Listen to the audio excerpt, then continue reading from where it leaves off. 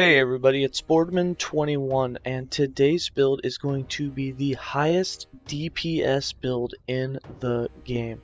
Now what was originally supposed to be a speed running build that I was creating turned into one of the highest DPS builds that you can possibly get in the game that we know of right now, and also has the glass cannon tank is probably the most glass cannon build in the game as well, although we did find a slight workaround with that so that you can actually go pretty far in the Monolith of Fates. It's a little bit of tricky gameplay, but you kill incredibly fast, and as long as you get the gameplay down and the skill usage in the right pattern, you'll actually be able to go really far.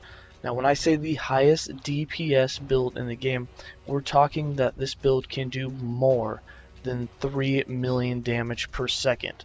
Yeah, you didn't hear me wrong. No, it's not a bug. Yes, it is poison damage, but I don't know if it was an oversight by the devs, but there is a certain combination of skills and certain damages multiplied together that give you an absolute crazy amount of damage. On this build, we will be running, at times, over 600% chance to poison on hit, and we will be running more than 1400% poison damage and more than 1400% damage over time. Those things stacked together basically mean that when you have a single target boss, it's going to be dead. Doesn't matter what it is, within seconds. Now, to get into the details before we get into the skills, when I say it's tricky gameplay, it's because, and this is how it works, you have wandering spirits that will be on autocast, and wandering spirits get your poison chance.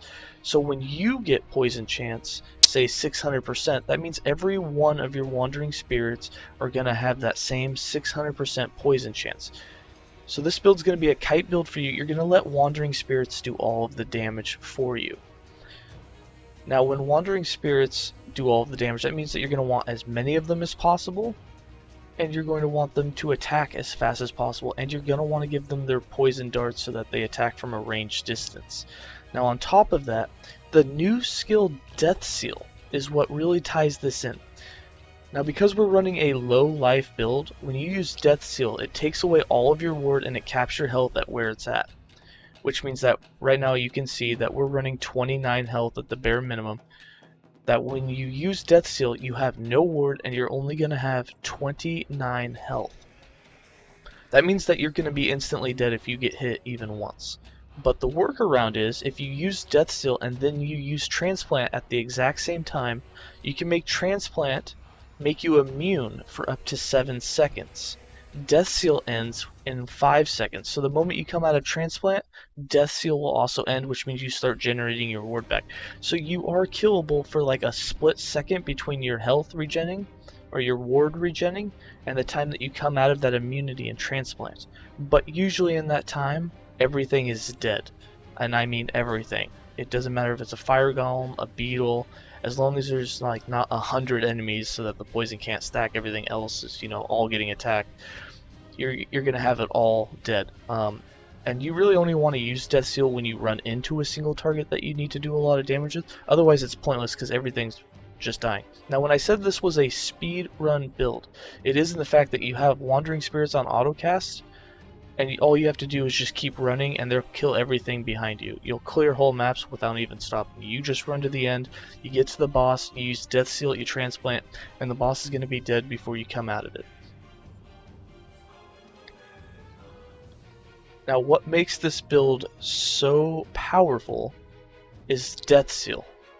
Death Seal has 2 nodes in it, one that gives you increased damage and one that's going to give you increased poison chance. And I'm going to go into great detail on those in the skills section. So let's go ahead and get started in the skills section. Alright, for skills we're going to be running Rip Blood, Death Seal, Wandering Spirits, Mark for Death, and Transplant. And I'm going to do these a little out of order so that they make the most sense. So we're going to start with Wandering Spirits.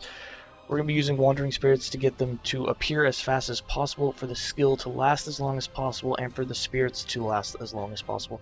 And they need to be firing their poison from a range. So we have 5 points in Thin Veil, 4 points in Lingering Souls, 3 points in Spirit Swarm, 2 points in Souls of Rage, 1 point in Spectral Putrescence, 3 points in Soul of Filth, and 2 points in Spectral Scorn.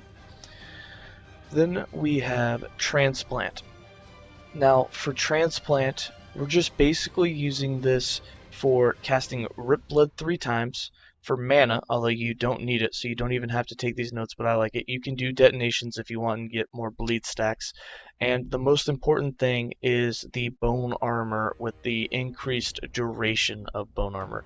That's the most important thing. You'll also need to get the effect, and you will need to take ossification so that while bone armor is active, you cannot move, you cannot use abilities, and you will not take any damage because you're going to be a glass cannon at the point that you use this. So we have 1 point in Acolyte's Fervor, 2 points in Sadism, 3 points in Pale Blood, 3 points in Dance of Blood, 1 point in Arena of Blood, 3 points in Bone Armor, 3 points in Opposy, 2 points in Plated Bone, and 1 point in Ossification. For Mark of Death, we're just using this as a skill if we're in trouble to be able to fear the enemies and make them run away. We have 5 points in Long Gaze, 1 point in Icy Manipulations, 4 points in Imposing Will, 1 point in Tear, and 3 points in Flow of Anger, with 6 points in Lingering Curse. And then for Rip Blood, so this is automatically, the only time you're going to use this is when you transplant, and it's just some extra damage and it will give you Ward. This isn't even the huge damage. The main damage dealer is going to come from Wandering Spirits, but also with its synergy with Desil. But for Rip Blood, we have 2 points in Hemomancer, 2 points in Gushing Wound, 1 point in Septic Wound, 4 points in Quenching, 1 point in Hematology, 5 points in Splatter, 1 point in Eviscerate, 2 points in Arcane Absorption, 1 point in Rip Spear, and 1 point in Arcane Fortress. The Arcane Fortress is to convert the health to ward. You're going to get a lot of ward per enemy that you hit because we have a massive amount of int and you get a big percentage based on that.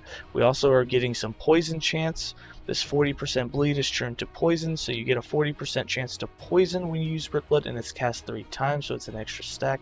And you also get 2 blood splatters out of it. And then since you're casting it 3 times when you transplant, that's actually 6 blood splatters and 3 stacks of poison with whatever you hit in its range, which is huge. Also, since blood splatters count as a hit, it's taking your poison chance hit percentage in effect. So that means that every blood splatter is doing 3 to 4 stacks of poison, and you have 6 of those going off, so that's 36 stacks of poison if you include the poison chance on this, and it's even more if you include the poison chance when you have Death Seal active. So now for the big one, we have Death Seal. Now the reason Death Seal is so potent is because we're running a low life build. As you'll see, we only have 29 health thanks to all the health degens and the passive skills, and thanks to running in Zanguius. So Death Seal gives you a percentage increase of damage per 2% missing health. So for every 2% missing health we get 5% more damage. We will get plus 6 health for every 10 missing health, which is a lot. And we will get 5% more global poison chance per 2% missing health. So since we're missing 99% of our health, that rounds up to 100% basically, because it's cut in half, which gives you 49.5, which rounds up to 50%. So we're actually getting 5% times 50. That means we get 250% more damage, and we get 250% more poison chance. Now, 250% more damage doesn't seem like a huge thing, and if you look at your damage sets, you would think that 250% means that we would actually jump to about, what would it be, 920? But that 250% is actually multiplicative, and when we use this is when it gets big. You'll see we jump to almost 1500%. It's actually 2.5 times that 650% that we had. The same thing happens to poison chance, except it's not multiplied, it's added in poison chance case. But when we use it, that 385% poison chance that we have now becomes 631, which is a huge amount of poison. You're talking 6 to 7 stacks per hit. And yes, your Wandering Spirits get that. That means that every time that your Wandering Spirits does a hit with something, they themselves are putting 6 or 7 stacks on. The other synergy that you get with Death Seal is after you put 2 points in Necrosis, you put 3 points in Entreat the Damned. Means that Wandering Spirits last 3 seconds longer, which means you get even more of them. That's huge. And then the last point we have is 1 point in Breastbrand, and we're only level 19, level 20, we'll just put another point in here. Do not put into the duration, I mean you can, but since you're trying to time this with the immunity part of Bone Armor, and luckily Bone Armor does come with a cooldown buff, so you can actually see when it's going to be active, you're basically going to cast Death Seal and Transplant immediately so that you won't take any damage. And an example of this, you will see that Death Seal will remove all of our ward. We'll be left with only 29 health. So the moment we do that, you can see right here, we would actually die in one hit. Now we do get some armor and protections when we use this, when it comes off cooldown here. I'll show you, we do get that +6 protection per 10 missing health. So, you know, you do get some decent defenses here. Not great, no werebear style, but you do get some defense. But with 29 health, no matter what hits you, you're basically gonna die. So what you want to do is the moment that you use it, you want to transplant. And now we are immune to damage. We cannot take any damage. You'll see our health regen's working. And then the moment you come out of that immunity, Death Seal is also wearing off, and you're instantly back to getting your reward. Transplant will also be off cooldown, so the moment it's up, you want to transplant to wherever you see is safe to give yourself 1 second to start regenerating that ward as fast as possible. Now, that's if anything's even alive around you, because you have to remember that all the wandering spirits around you now have this crazy amount of damage increase and crazy amount of poison chance. They're killing everything that's on your screen at that moment. And with that, let's go ahead and get into the passives. In the Acolyte base class, we have 21 points. We're going to be running 8 points in Blood Aura, 5 points in Blood Plaque, and 8 points in Forbidden Knowledge. We have 0 points in Necromancer, and in the Lich, we have 93 points. We have 8 points in Crippling Insight, 8 points in Survival of the Cruel, 8 points in Dance with Death, 3 points in Wrathbringer, 1 point in Hollow Lich, 8 points in Desolation, 8 points in Lasting Stench, 8 points in Unclosing Wounds, 1 point in 3 Plagues, with 5 points in Contagion Engine, 5 points in Symbol of Decay, 10 points in Decaying Form, 8 points in Ageless Aseptic, 5 points in Soul Mal, and 7 points in Mind over Body. And then for items, so for our idols, we have a whole bunch of different ones, but we were running Aura of Decay. I'm actually going to end up changing these to just increase damage. Actually, I can just go ahead and do it. Since we're not using, that is 36% poison chance we'll lose, but since we're not running Aura of Decay like I was originally planning on doing here, we're going to go ahead and put back in our increased damage over time at low health here. Yeah, with some ward retention. Those will be nice. Those are some good ones. And then we also have Damage While Transformed, not exclusive to us, but both of these have Transplant cooldown recovery, so that's helpful. And then we also do have the Damage While Transformed that seem to roll in these. Those don't do us any good in this build. We are running 3 uniques. We have the Plague Bearer Staff, we have Azanguius, and we have Bone Clamor Barbette. This one's not my best one, but I didn't feel like taking the other one off of my other build right now. For items, we are running Set Health, Increased Poison Damage, and then Dodge and Health. You just want as much health as possible, so that you can generate as much ward as possible, as fast as possible. We don't have the best gear. This was kind of put together really quickly, just to test this build. Some of these are decent, basically T3s. We did get 100% glancing blow, so that's probably the most important thing. But other than that, our dodge isn't very high. We're only sitting at 10% dodge, so not crazy high. And then our normal damage stats without any skills going, you're sitting at your 600% poison, 700% damage over time, and your 350% now poison chance. And just to go over the gameplay one more time, you're going to put Wandering Spirits into autocast. So they're going to be going around doing their thing. As you run, they'll stay behind you in the area that they spawned, and they'll be killing everything behind you, so you can speed run right through the map. Now when you get to a boss or a rare or something that has quite a bit more life, you can use Mark of Death if it's not the final boss, just to make them go a different way, and you can keep running, in which these will probably, your Wandering Spirits will still kill them probably before it ever catches up to you.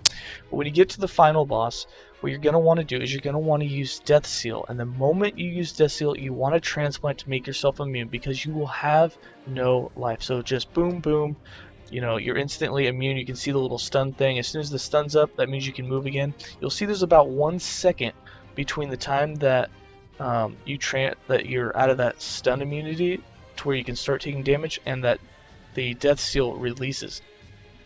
So what you're really wanting to do is you're going to want to use Death Seal, Transplant, and then just kind of be ready to transplant wherever there is not any mobs. And boom, just like that, you're out of it, you're back to getting it. You have your ward back up, and usually while you're in that stun immunity, everything around you is going to die anyway, so there's not really anything to be, you know, feared. But if you are on any sort of dot damage, you know, that's probably going to be an insta-death, so you just want to be careful of where you choose to do it.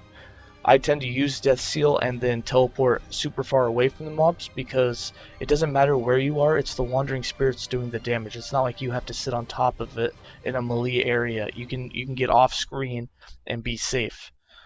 With that, I'm going to go ahead and give you guys some more gameplay, and I hope you enjoy it. It's a great speed runner. I'm not going to say it's the best. I still think the Shaman is more survivable and probably does better, but this one definitely kills way quicker. Everything just dies behind you as you run.